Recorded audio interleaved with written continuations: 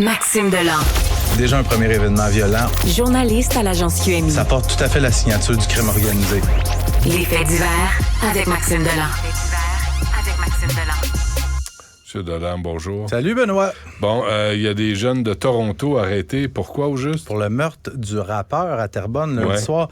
Deux jeunes, tu le disais, originaires de Toronto, qui ont comparu au palais de justice de Laval pour le meurtre prémédité de Gordy Jean-Paul, un rappeur de 34 ans, qui emmenait large au sein du monde des gangs de rue du Grand Montréal. Les deux accusés dans ce dossier-là ont 16 et 18 ans. Celui de 18 ans s'appelle Isaiah Scourgold Ford et celui de 16 ans, on peut évidemment pas l'identifier parce qu'il est mineur. Petit rappel des faits, lundi soir, on est sur le boulevard des Seigneurs à Terrebonne. Il y a Gordy Jean-Paul, qui est très bien connu des milieux policiers. Lui, il est dans son véhicule stationné devant une pharmacie. À un certain moment, il y a deux suspects qui approchent, ouvrent le feu à plusieurs reprises en sa direction. Gordy Jean-Paul est atteint mortellement. Les suspects prennent la fuite, s'en vont incendier leur véhicule à peu près 650 mètres plus loin. Et après l'incendie de véhicule, ils sortent, ils s'en vont en face au Petro-Canada, s'appeler un taxi. Les policiers arrivent, leur passent les menottes. Mais Gordy Jean-Paul, je te disais, il emmenait large au sein des gangs de rue d'Allégeance Bleue. Il était au cœur, lui, d'un conflit avec des cliques rivales basées à Laval. Mais je te ramène 20 ans en arrière. On est le 1er septembre 2003. Gordy Jean-Paul a 14 ans. Il est chez lui, dans sa maison du quartier Saint-François à Laval, avec ses parents, sa sœur et son grand frère de 19 ans, Rodney Jean-Paul. À un certain moment, Rodney, son grand frère, il reçoit un coup de fil, puis il y a quelqu'un qui dit de sortir à l'extérieur. C'est un guet-apens. Il sort à l'extérieur. Il est abattu de 5 balles dans la tête. Rodney Jean-Paul était lui aussi un membre influent de gang de rue. Mais plutôt que de se dire que c'est exactement le chemin à ne pas suivre, Gordy Jean-Paul, lui, toute sa vie, puis il l'avouait, là, qu'il voulait venger son frère. Fait qu'il est tombé dans le milieu criminel, puis il est mort de la même façon que son grand frère. Le son, hein? Le son de vie ici, quelque part, là-dedans? Ben, c'est parce que, tu sais, crime organisé, ou dans le cas des gangs de rue, des fois, c'est plus crime désorganisé. Tu vas finir 6 pieds sous terre ou en prison. C'est un des deux. Et fusillade dans une bibliothèque. 2 arrestations, en fait, pour une fusillade dans une bibliothèque. Incroyable. Tu sais, t'as-tu déjà vu ça, toi, des Hells Angels, je sais pas, tirés dans une bibliothèque municipale? Ça doit lire des livres aussi. C'est ça. Oui, mais avec leur gun à ceinture, puis ils vont lire. Ça. Mais, tu sais, quand je te parle des membres de gangs de rue qui ont aucune conscience, et qui peuvent tirer en public sans problème, ben là, on a 2 adolescents de 15 ans et 16 ans qui ont été arrêtés par les policiers de Montréal pour avoir ouvert le feu dans les toilettes d'une salle de bain d'une bibliothèque municipale du quartier Saint-Michel. Les 2 jeunes hommes, encore une fois, l'identité ne peut pas être révélée parce qu'ils sont mineurs, ont été arrêtés hier par les policiers de Montréal. Il y a des perquisitions qui ont été menées à leur domicile respectif. La police dit qu'il y a des éléments de preuve qui ont été retrouvés. On peut penser peut-être à une arme à feu. En fait, les événements sont passés dimanche après-midi. Il est 15 heures. La police reçoit des appels parce qu'il y a des gens... Il y a plein de monde dans la bibliothèque. Il y a des gens qui disent qu'il y a des bruits de pétards dans la salle de bain. Peut-être quelqu'un qui... qui a mangé des fèves. Une petite soupe aux lentilles, là. C'est dur à digérer des fois. Mais le bruit n'était pas tout à fait le même, non?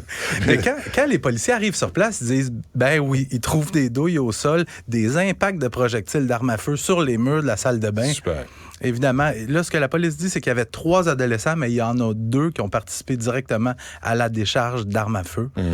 Enquête rapide qui a permis de mettre la main au collet de ces 2 jeunes-là. 15 ans, 16 ans, Benoît. Super. On salue les parents d'excellents enfants. Oui. Et les bandes rivales. Il était quand même dans une bibliothèque. Oui, quand même. C'est juste que... Il y avait la moitié du chemin de fait. Au lieu de lire un livre, il tire du gun. Bon, les bandes rivales, justement, à l'école des Échos. Je veux revenir là-dessus. C'est une histoire incroyable de Florence Lamoureux. Écoute, on en parle depuis des années, manque d'école, puis ça. Puis là, c'est une bonne nouvelle. C'est l'école secondaire des Échos qui ouvre ses portes à Vaudreuil-Dorion. On a mis 3 ans pour construire cette école-là. C'est un beau quartier, un secteur boisé et tout ça. Mais plutôt que d'être une expérience le fun, c'est un cauchemar pour le personnel, les étudiants, mais en tout cas une bonne partie des étudiants, les voisins, les parents. Qu'est-ce qui se passe là-bas? En gros, là, il y a 2 bandes rivales, les 023 et les VTD, qui, avant, étaient dans des écoles différentes, Maintenant, ils sont rassemblés sous le même toit. Fait qu'il y a des bagarres organisées. Il y en a un la semaine dernière qui a mis le feu dans l'école. Il y a des jeunes qui menacent les étudiants, les enseignants. Il y a même des jeunes qui sont entrés dans le local des professeurs pour dire « Il est où tel professeur? On veut y casser la gueule. » Des étudiants qui cherchent un professeur pour y casser la gueule. Ben oui. Ça se promène avec des couteaux. Il y a des enseignants qui l'avouent sous le couvert de l'anonymat parce qu'ils veulent, ils veulent pas avoir de trouble avec les jeunes. Ils veulent pas être vus à côté de leur véhicule pour pas que leur véhicule soit vandalisé. Il y a des profs qui veulent plus se présenter au travail. Il y a des voisins qui avaient aménagé là, qui étaient contents. Tu avais une entrevue avec le courtier immobilier, qui a maintenant des gens qui veulent déménager. Il y a des patrouilles policières intensives autour de l'école pour une grande partie de la journée. C'est quoi ça? Je pose la question très sérieusement. Non, mais nous, on a demandé le centre de service scolaire en entrevue des Trois-Lacs. Oui. Il dit, envoyez les questions, on va vous répondre. Hey, esti, je fais de la radio, moi, là. Fait que, puis ça, puis dérange-toi, là. Je sais que t'as bien des lunchs importants, puis des rencontres, puis des thérapies de groupe. Ça, c'est les gens qui sont élus par à peu près 9% de la population. Non, ça, c'était comme les commissions scolaires. Okay. Maintenant, ils sont nommés centres de service. Fait qu'ils répondent à rien ni personne. C'est la création de Jean-François Roberge. Madame Beausoleil, qui est à la tête de ça, on l'a trouvé. Mais essaye d'avoir quelqu'un de redevable. Il n'y a personne. Et là, le ministre... Bernard Drainville, ministre de l'Éducation, lui, il dit « Ah oui, on est en contact avec le CAS et je suis en contact avec le ministre de la Sécurité publique. » Qui, lui non plus, parle pas François Bonnardel. Il voit la violence dans toutes les écoles, puis il voit des manifestations en faveur du carnage qui a eu lieu en Israël. Pas un mot. Il sort pas. Il est fatigué. Le feu est pogné dans la place, là, à l'école. Bah. Le feu est pogné.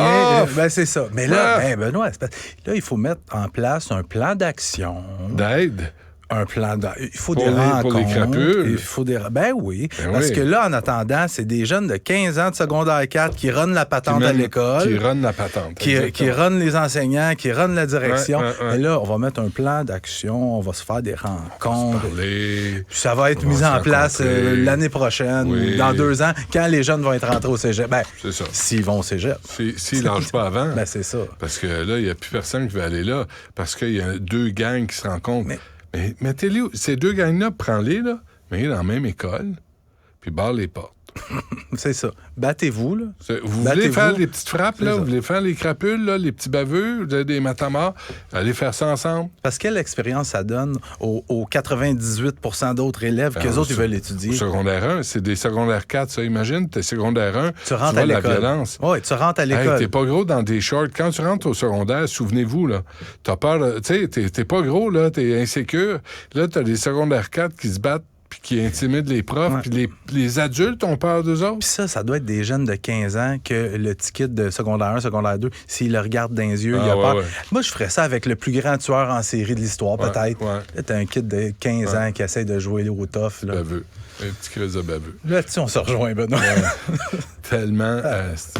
Mais là, il ne faut pas déranger M. Drainville, M. Bonnardel, Mme Beausoleil du CSS, là, Centre de service scolaire, M. Drouin, directeur. Il ne faut pas les déranger. Travaille fort. Il est 1h. Peut-être le lunch est fini. Peut-être que vous pouvez retourner travailler. Puis, envoie aussi tes questions par courriel. Tu liras la réponse en c'est ça. Tiens donc, toi. Maxime, merci. Salut.